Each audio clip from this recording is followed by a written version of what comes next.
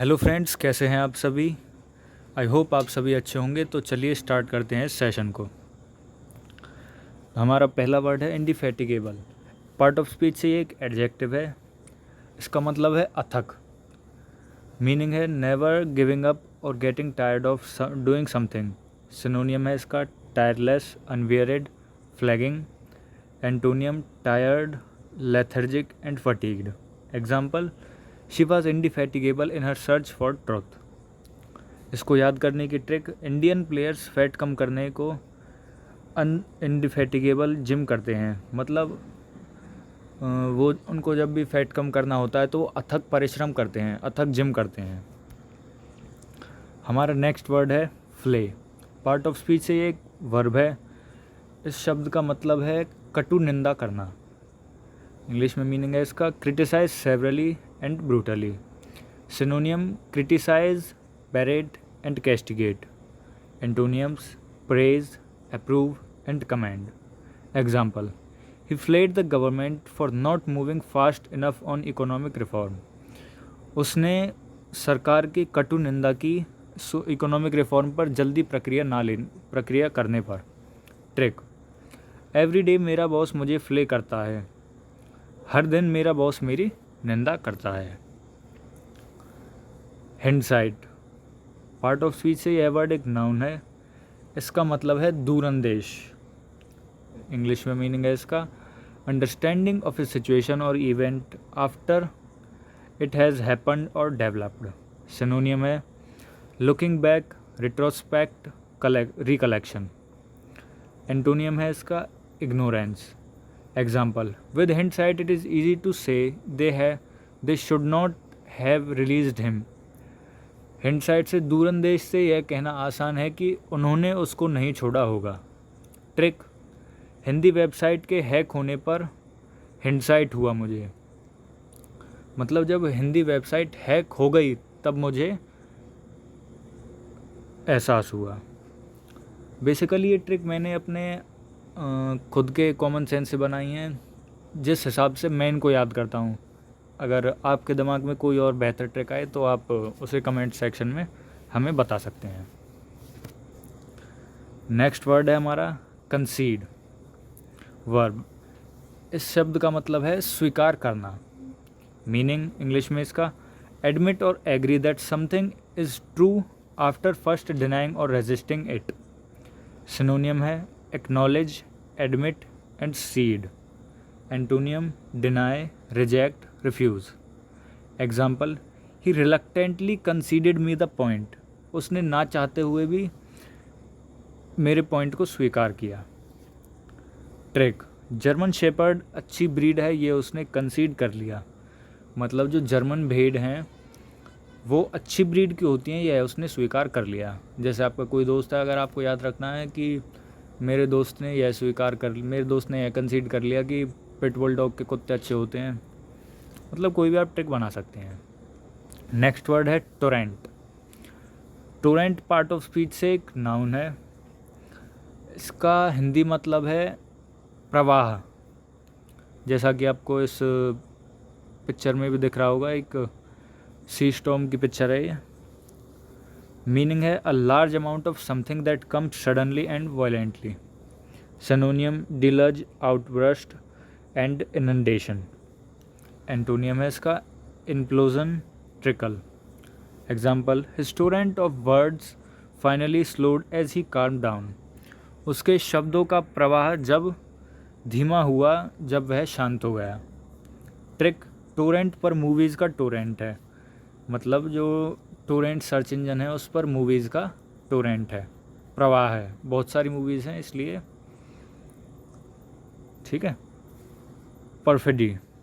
Part of speech से यह शब्द एक नाउन है। इसका मतलब है धोखा देना, विश्वासघात करना, जैसा कि आप इस पिक्चर में देख सकते हैं। मीनिंग है इसका unfair treatment of something who trust you. Synonym treachery, deceit, infidelity and disloyalty. Antonym है इसका loyalty, faithfulness and fidelity. Example, I have been accused of perfidy, malingering, duplicity, charlatanism and 40 other words that I don't know the meaning of. मतलब मुझे accuse किया गया, मुझे दोषी ठहराया गया परफिडी, मेलिंगरिंग, डुप्लिसिटी, चार्लेंटिज्म और 40 उन दूसरे शब्दों के लिए जिनका मुझे मतलब तक नहीं मालूम। ट्रिक, मेरे बड्डी ने मेरे साथ परफिडी की, मतलब मेरे दोस्त ने मेरे साथ विश्वासघात किया। तो नेक्स्ट वर्ड है हमारा नाइविटे। आई नो इसका प्रोनाउंसिएशन थोड़ा डिफरेंट है, बट जो भी है, पार्ट ऑफ स्पीच से एक नाउन है। मीनिंग है इसका लैक ऑफ एक्सपीरियंस, विजडम और जजमेंट। अगर हिंदी में इसका मतलब बताऊं मैं तो इसका मतलब है भोलापन और सरलता। Synonym innocence, simplicity and ingenuousness. Antonym है इसका mundanity and sophistication. Example, his greatest fault was his political naivety. मतलब उसकी सबसे बड़ी गलती उसका पॉलिटिकल भोलापन है। मतलब होता है ना, कुछ नेता अच्छे होते हैं तो उनके साथ कुछ हो जाता है, दूसरे कहते हैं कि इसकी गलती नहीं है, भोला ही इतना है, उस हिसाब से। एग्जाम्पल है ट्रिक, नए लोगों को एक्सपीरियंस नहीं होता, वे नाइविटे होते हैं। नए लोगों को एक्सपीरियंस नहीं होता, वो भोले होते हैं, नाइविटे होते हैं। हमारा नेक्स्ट वर्ड है कोहेरेंस। पार्ट ऑफ स्पीच से एक नाउन है। इस शब्द का मतलब है संबद्धता। मीनिंग है the quality of being logical and consistent. Synonym consistency, logicality and orderliness. Antonym inconsistency, disagreement, incongruity. Example, this raises further question on the coherence of state policy. यह आगे भी कुछ प्रश्न खड़े करता है स्टेट पॉलिसी की संबद्धता पर। ठीक है। ट्रिक, कोहरा होने से गाड़ियाँ कोहेरेंस में नहीं चलती। कोहरा होने से गाड़ियाँ कोहेरेंस में नहीं चलती, मतलब कभी रुकती है, कभी हमें रोकना पड़ता है, कभी तेज़ चलाते हैं, जो भी है, मतलब अपने हिसाब से आप कोई और ट्रिक बना सकते हैं। नेक्स्ट वर्ड है हमारा जॉस्ट। पार्ट ऑफ स्पीच से एक वर्ब है। इसका मतलब है बहस करना। Meaning to argue with somebody, specially as a part of a formal or public debate. Synonym है इसका contend, bicker and debate. Antonym agree, concur और अकॉर्ड। एग्जाम्पल है the minister and I have often jousted with each other. जैसा कि आप इस picture में देख रहे हैं कि ये लड़की और ये लड़का बहस कर रहे हैं एक दूसरे के साथ। उसी हिसाब से मतलब एग्जाम्पल का मतलब यह है कि मिनिस्टर और मैंने एक दूसरे के साथ बहस की। ट्रिक, मीडिया वाले बड़े होश में नहीं, बड़े जोश में जॉस्ट करते हैं। वो या कई चैनलों में बहस ही चलती रहती है, बहुत ज़्यादा जोश में रहते हैं। उसी हिसाब से मेरे दिमाग में आया एग्जाम्पल, तो मैंने इसकी ट्रिक बना दी। मतलब मैं इसे इसी हिसाब से याद रखता हूँ। नेक्स्ट और लास्ट वर्ड है हमारा बार्ब्स। इस शब्द का मीनिंग है तिरस्कार करना। पार्ट ऑफ स्पीच से एक नाउन है। मीनिंग है a deliberately hurtful remark. Synonym है इसका insult, sneer, jibe and scoff. Antonym compliment, praise, commend. Example, this lyrical work also contained hidden barbs. कि इस लिरिकल वर्क में कुछ छुपे हुए बार्ब से, मतलब एग्जाम्पल का मीनिंग है कि लिरिकल वर्ड में कुछ तिरस्कारजनक शब्द हैं छुपे हुए। ट्रिक, बार में उसका बार्ब्स किया उसके फ्रेंड्स ने। जैसे आपके कई दिनों बाद किसी दोस्त से मिले हो और आप उससे नाराज़ थे, तो आपने उसका तिरस्कार कर दिया। उस हिसाब से मैंने ट्रिक बना दी। तो ये हमारा लास्ट वर्ड था सेशन का।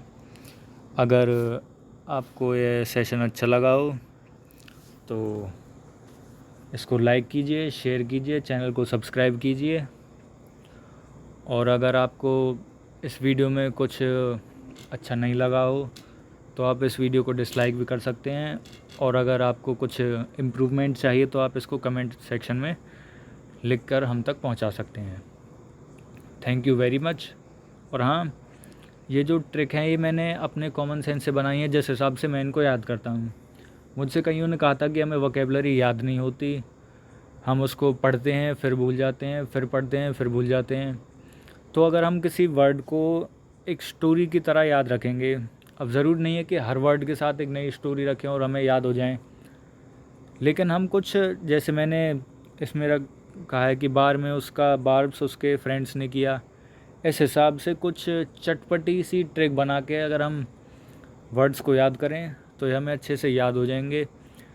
और हाँ, ये वीडियो हर उस इंसान के लिए ज़रूरी है जो या तो कोई सरकारी पेपर दे रहा है, कोई भी सरकारी paper, any government exam, whether it is CGL, CHSL, MTS, NDA, CDS, CAPF, RRB, NTPC, मतलब जिसमें भी इंग्लिश आती है, जिसमें भी वोकेबलरी से रिलेटेड क्वेश्चन आते हैं, जैसे कि एंटोनियम, सिनोनियम, वन वर्ड सब्स्टिट्यूशन या कुछ भी, अगर इंग्लिश आती है तो ये वीडियो आपके लिए बहुत ज़्यादा ज़रूरी है। ज़रूर नहीं है अगर आप सरकारी एग्ज़ाम की, किसी भी गवर्नमेंट एग्ज़ाम की प्रिपरेशन कर रहे हैं तभी आप इस वीडियो को देखें। अगर आप 12th क्लास में है, 11th क्लास में है, 9th, 10th, 8th, किसी भी क्लास में है, देखिए वोकेबलरी की ज़रूरत हमें हर जगह पर पड़ती है। अगर हम कन्वर्सेशन कर रहे हैं किसी के साथ इंग्लिश में तो हमें वोकैब की ज़रूरत पड़ेगी, क्योंकि अगर हमारे दिमाग में कोई ख्याल है और अगर हम उसको एक्सप्रेस करना चाहते हैं तो हमें कुछ अच्छे वर्ड्स चाहिए होते हैं, उसके लिए हमें अपनी वोकेबलरी अच्छी रखनी पड़ती है।